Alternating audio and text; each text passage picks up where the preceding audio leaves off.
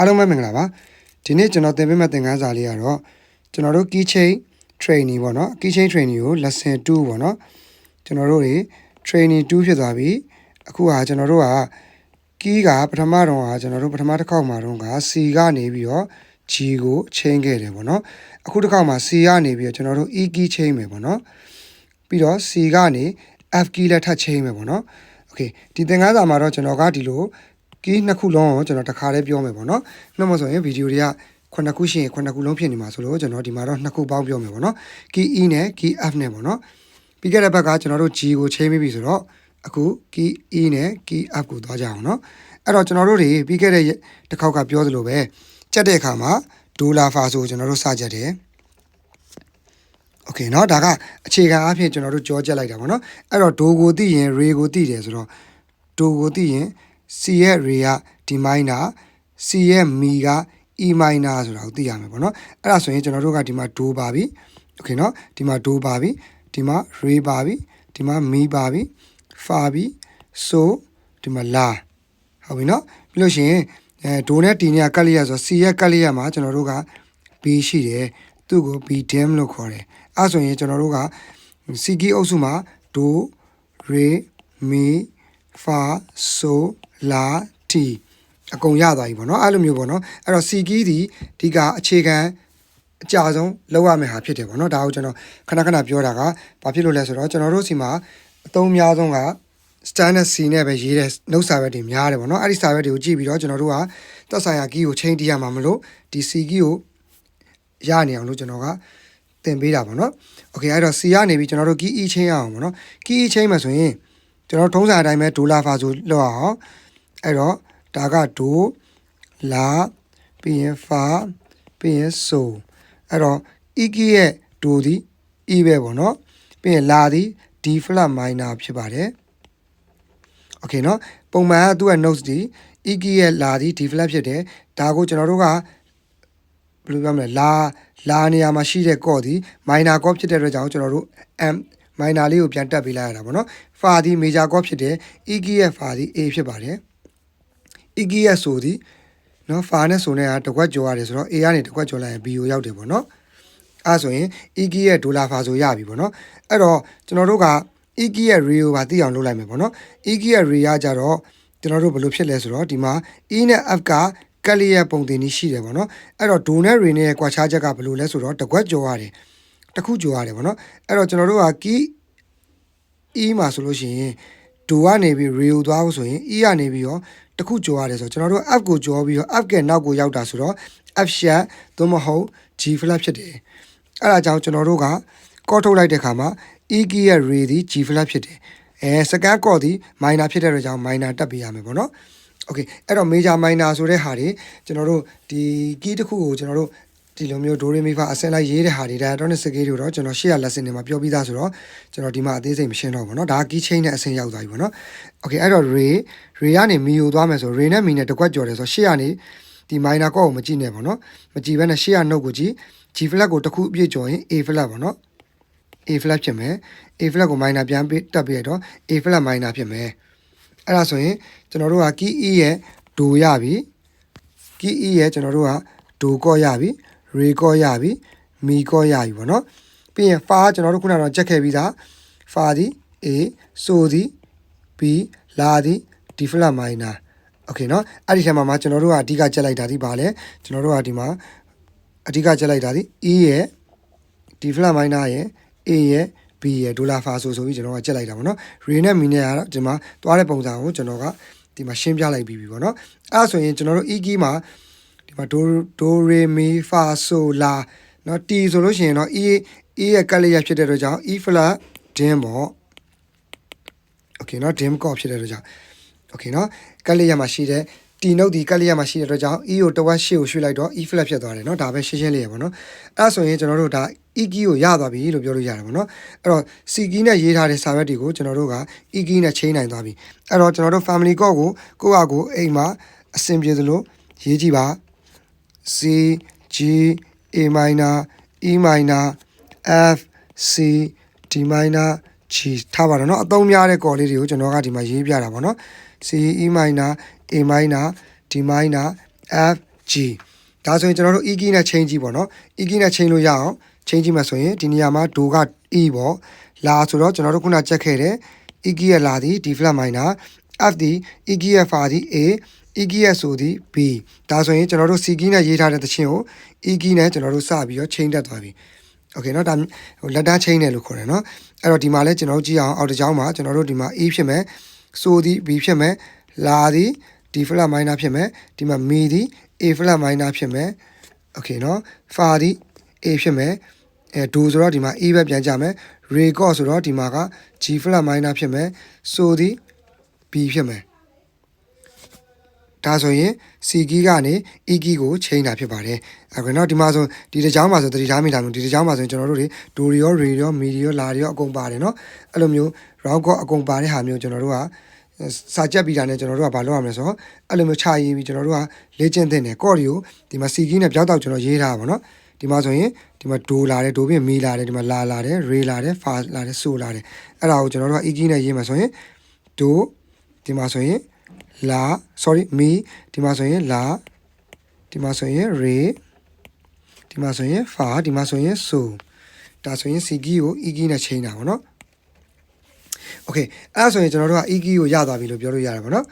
အဲ့ဒါဆိုရင်ကျွန်တော်တို့နှုတ်စာရွက်တွေမှာထုံးစံအတိုင်းကျွန်တော်တို့တီးတဲ့နှုတ်စာရွက်တွေမှာလေ့ကျင့်လို့ရသွားပြီပေါ့နော် Okay အဲ့ဒါဆိုရင်ကျွန်တော်တို့ key up ကိုတစ်ချက်လောက်သွားကြအောင်နော် Okay ဒါဆိုရင်ကျွန်တော်တို့က C key ကနေပြီးတော့အခုတစ်ခါ key up ကိုသွားရမယ်ပေါ့နော်အဲ့တော့ကျွန်တော်တို့ထုံးစံအတိုင်းဘယ်ဟာကိုကြက်မလဲ1 6 4 5ဒေါ်လာဖာဆိုအများတန်းကြက်တယ်ပေါ့နော်ဒေါ်လာဖာဆိုကြက်ပြီဆိုတော့ကျွန်တော်တို့တွေ C key ရဲ့ဒေါ်လာဖာဆိုအများတန်းဆွဲနေရမှာပေါ့နော်ဒေါ်လာဖာဆို Re ဒီပါလဲ D minor Mi ဒီပါလဲ E minor T ဒီပါလဲ B dim Okay เนาะ C key ကိုအဲ့လိုမျိုး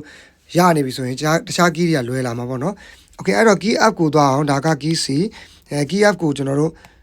ရေးကြည့်မယ်ပေါ့နော် Okay key up က Do ဒီ up ပေါ့နော် Do က up ပေါ့လာဒီပါလဲဆိုတော့ D minor ဒါကလာ Fa ဒီ B flat So ဒီ C Okay key up က Re ဒီ Do ကိုတကွက်ကြော်ရင် Re ဖြစ်တယ်ဆိုတဲ့အတွက်ကြောင့် Re chord ဒီ G minor အဲ့တော့ Re ကိုသိရင် Mi ကိုသိတယ်ဘာကြောင့်လဲဆိုတော့ Re နဲ့ Mi နဲ့တကွက်ကြော်ရတယ်အဲ့ဒါကြောင့် G ကနေတကွက်ကြော်တော့ A minor chord ဖြစ်တယ် Okay အဲ့တော့ key up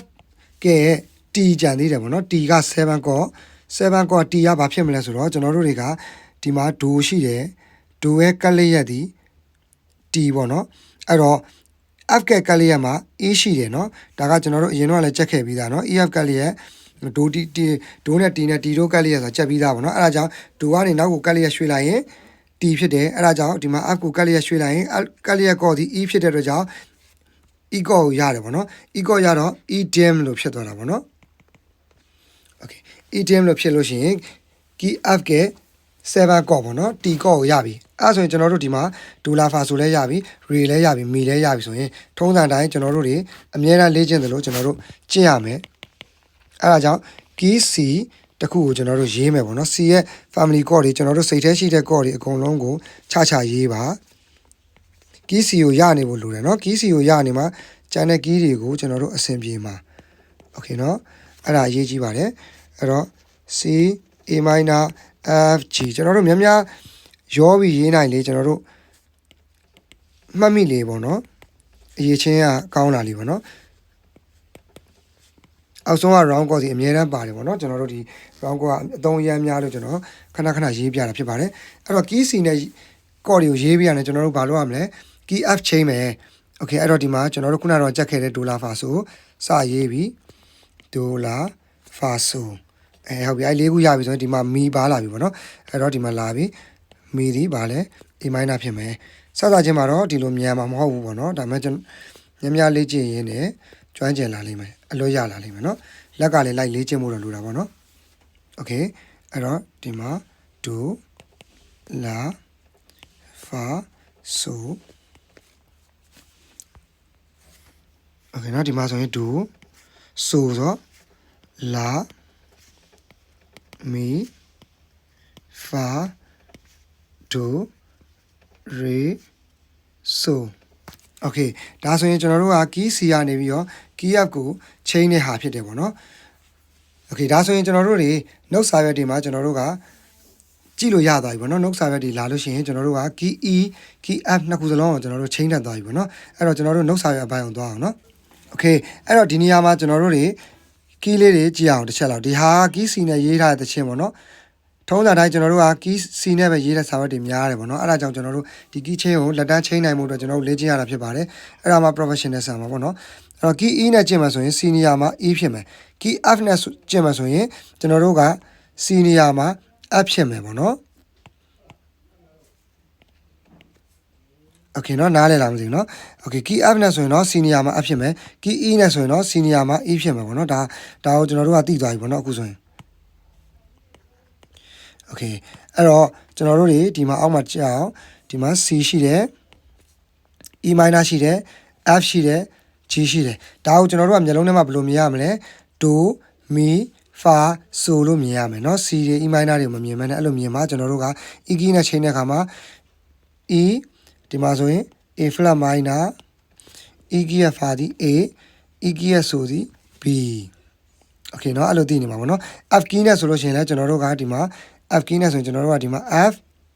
ပြီးရင် F key ရဲ့ Mi ဒီ A minor Fa ဒီ